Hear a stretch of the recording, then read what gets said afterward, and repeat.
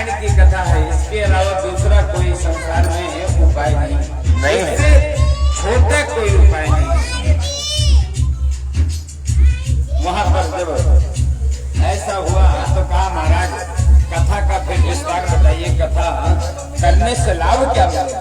कहा महाराज कथा करने का लाभ, कहा इसमें तो सब कुछ मिलेगा, सुख सौभाग्य और यश कीर्ति धन धान्य ऐश्वर्य आदि सभी कुछ जय हो। और कहा संतति भी प्राप्त होगी भैया जय हो। और चारों दिशाओं में यश कीर्ति लाभ निरंतर प्रदान होगा। कहा यदि ऐसा है क्या? तब उन्होंने कहा कि महाराज इसकी विधि भी बताइए, कब करना चाहिए कब नहीं करना चाहिए। भक्ति श्रद्धा समन्विता भक्ति श्रद्धा कहा महाराज ये इसको चाहे जब मन में भाव आ जाए, भक्त के अंदर भक्ति आ जाए, श्रद्धा आ जाए, विश्वास हो जाए तो उसमें दिन देखने की जरूरत नहीं है, उसी दिन भगवान की पूजा कर लेना चाहिए। और कहा नृत्य गीतम दिकम चरे, और कीर्तन भजन भी होना चाहिए। ऐसे श्रद्धा भक्ति भाव से भगवान की कथा श्रवण करना चाहिए। इसलिए 2 मिनट भगवान श्रीमन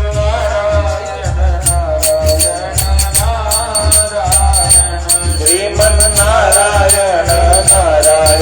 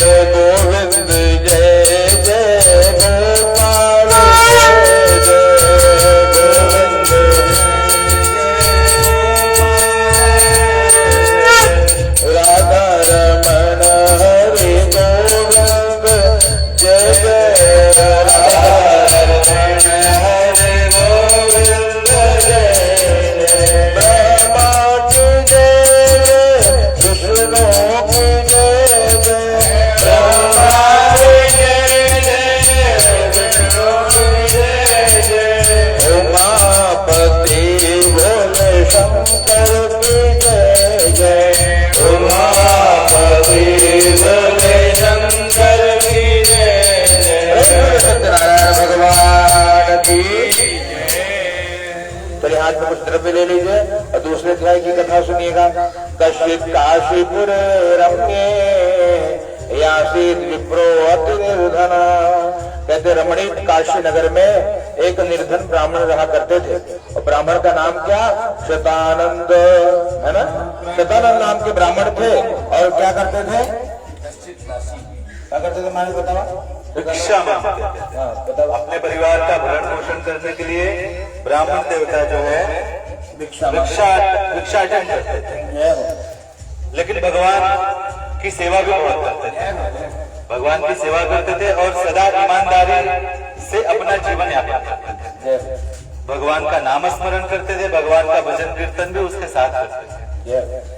भगवान के भजन के लिए अभाव की आवश्यकता और प्रभाव की आवश्यकता नहीं।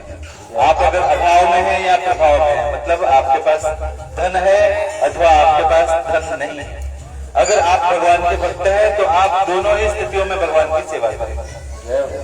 तो भगवान नारायण जो है उस विप्र को हमेशा देखते थे कि ये जो है हमारी सेवा करने के साथ साथ जो है अपने परिवार का भरण पोषण करने के लिए भिक्षाटन करते हैं। एक दिन भगवान ने एक बूढ़े ब्राह्मण का रूप धारण करके उस विप्र के समक्ष प्रकट होकर के और उनसे पूछा कि हे विप्र, हे ब्राह्मण, मैं आपको देखता हूँ आप प्रतिदिन जो है भिक्षाटन करते हो, इस पृथ्वी पर घूमते हो, भ्रमण करते हो, मुझे इसका कारण बताओ, क्यों घूमते हो आप? तो ब्राह्मण देवता जो है कहते हैं कि हे विप्र, मैं एक गरीब ब्राह्मण हूँ, मैं जो है एक गरीब ब्राह्मण हूँ और अपने परिवार का भरण पोषण करने के लिए इस पृथ्वी पर भ्रमण करता हूँ। तो उन्होंने कहा कि मेरे पास एक उपाय है, मैं एक बहुत ही अच्छा उपाय जानता हूँ जिसको अगर आप अपने जीवन में प्रयत्न करें और आप अगर उसको प्रारंभ करें तो उसके करने से आपकी दरिद्रता दूर हो जाएगी, आपकी गरीबी दूर हो जाएगी।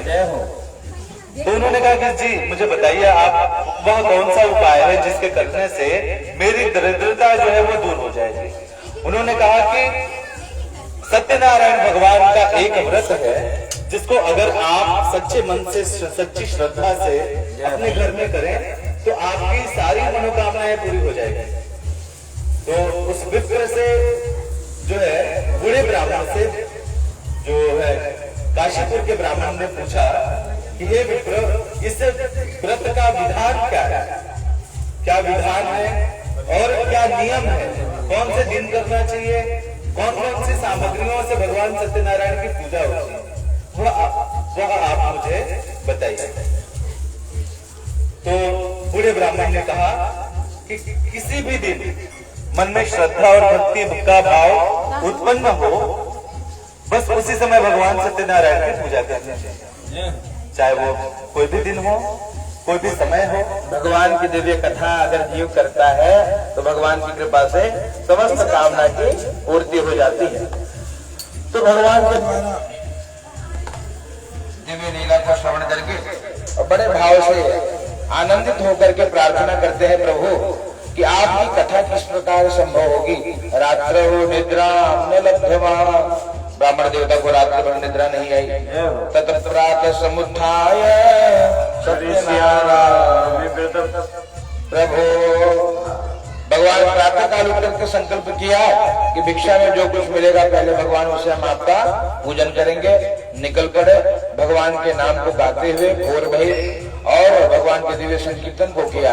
मार्ग में निकले जो भी मिला सबने सहयोग किया, चाहे वो बनिया हो, चाहे वो माली हो। माली ने फूल फल तुलसी दवा इत्यादि प्रदान कर दिए, बनिया ने चावल गेहूं इत्यादि प्रदान कर दिया। कहा पूरी सामग्री मिल गई।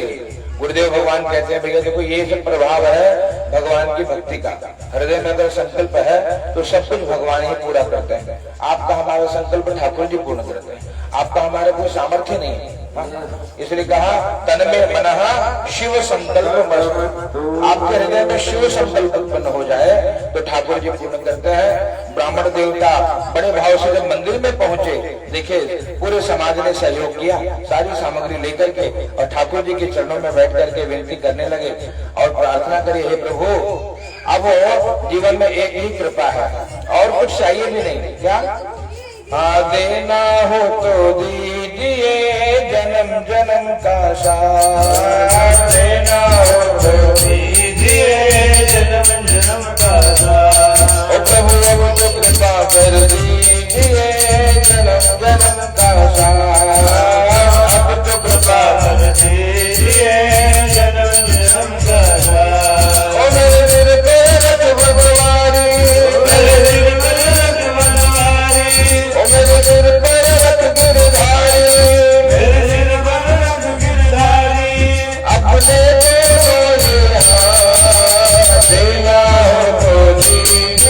जन्म जन्म का सार देना हो तो दीजिए जन्म जन्म का सार। एक सुना है हमने शरणागत को अपने गले लगाते हो।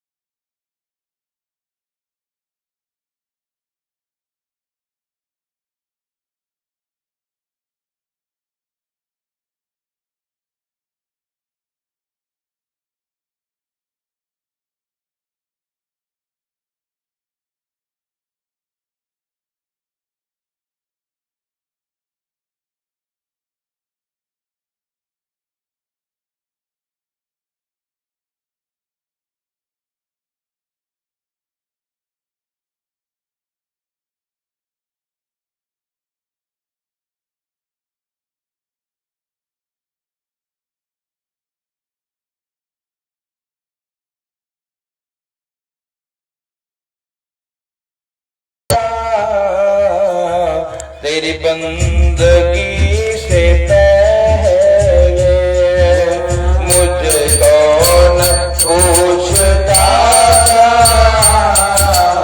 तेरी बंदगी से पहले आज मैं भी जुदा जुदा, तेरी बंदगी से पहले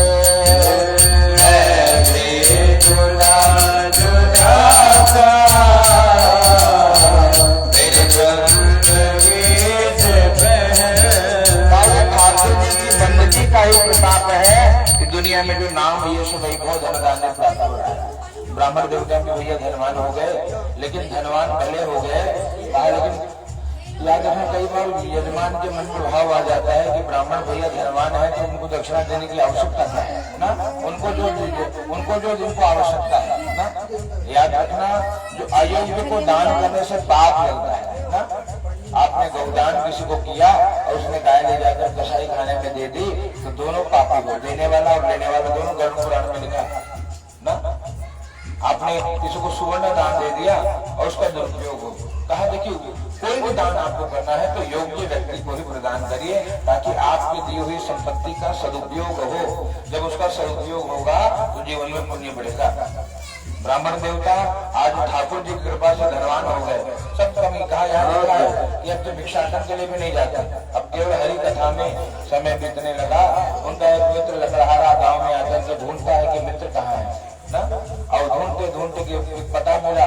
लोगों से पूछा कि भैया क्या वही महाराज जी का घर है? बोले हाँ भैया, मुझे दिख रहा है आपको, वो सब महाराज जी का है। बोले अच्छा। लकड़ी के गट्ठर को बाहर रख करके अंदर प्रवेश किया, हृदय में भाव ये भी भय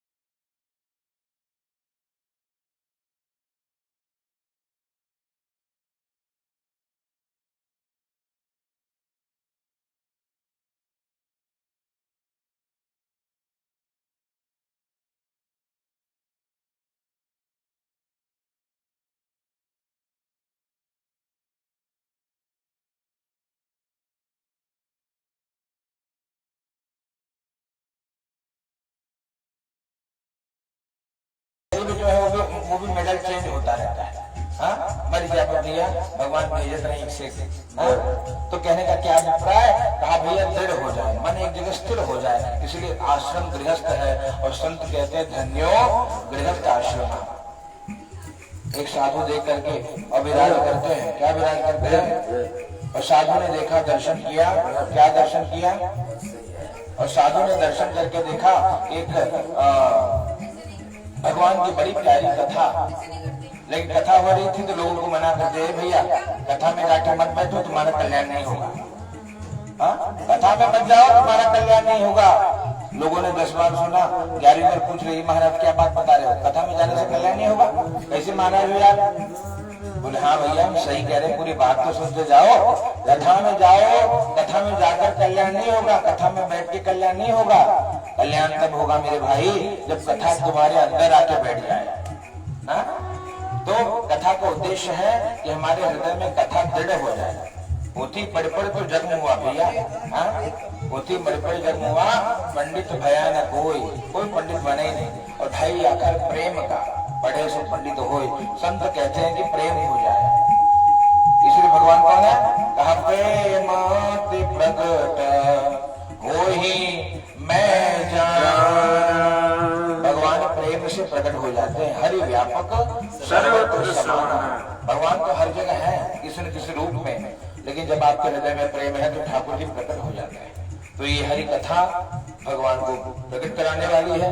ब्राह्मण देवता के साथ लकड़हारा समय मिलकर के भगवान की दोनों पूजा करने लगे। यहाँ सुखी रहे शरीर त्यागने के बाद भगवान गुस्से धाम हो गए। प्रेम से बोले सत्यनारायण भगवान की।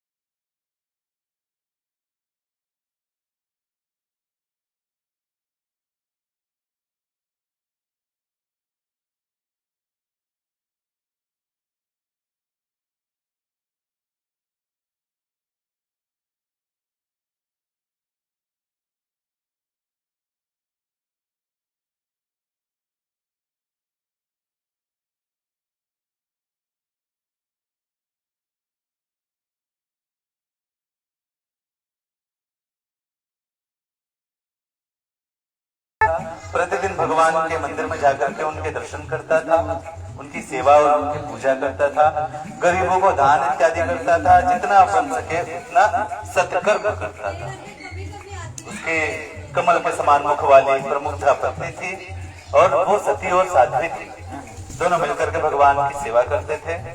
एक बार ये दोनों तुंगभद्रा नदी के तट पर बैठ करके भगवान की कथा कर रहे थे। उसी समय एक साधु नाम का वैश्य वहां पर आया। उसने देखा राजा को पूजन करते हुए, तो अपनी नाव को वही नदी के किनारे खड़ी करके और राजा के पास गया, जाकर के उन्हें प्रणाम किया और जाकर के कहता है कि हे राजा, आप यह क्या कर रहे हैं। राजा ने कहा, हे साधु, मेरे पास तो भगवान का दिया हुआ सब कुछ है, पर मुझे एक चीज की कमी है। साधु वैश्य ने पूछा कि कौन सी चीज की कमी है आपको? तो उसने कहा कि मेरे पास संतान नहीं है। ये पूरा राज्य जो है संभालने वाला कोई उत्तराधिकारी नहीं है मेरा। तो मैं भगवान की सेवा इसलिए कर रहा हूं कि मुझे संतान की प्राप्ति हो। तो उसने कहा कि मेरे पास भी संतान नहीं है, आप मुझे विस्तार से इस कथा के बारे में बताइए और मैं भी अपने घर जाकर के इस कथा को करूंगा, इस व्रत को करूंगा। तो राजा ने पूरा विधान उस साधु वैश्य को बताया और साधु वैश्य ने उस पूरे विधान को सुनने के पश्चात अपने घर जाकर के अपनी पत्नी लीलावती को अब इसे सत्यनारायण भगवान के व्रत के बारे में बताया और कहा कि जब मेरे घर संतान होगी तो मैं भगवान सत्यनारायण की इस कथा को अपने यहाँ करूंगा।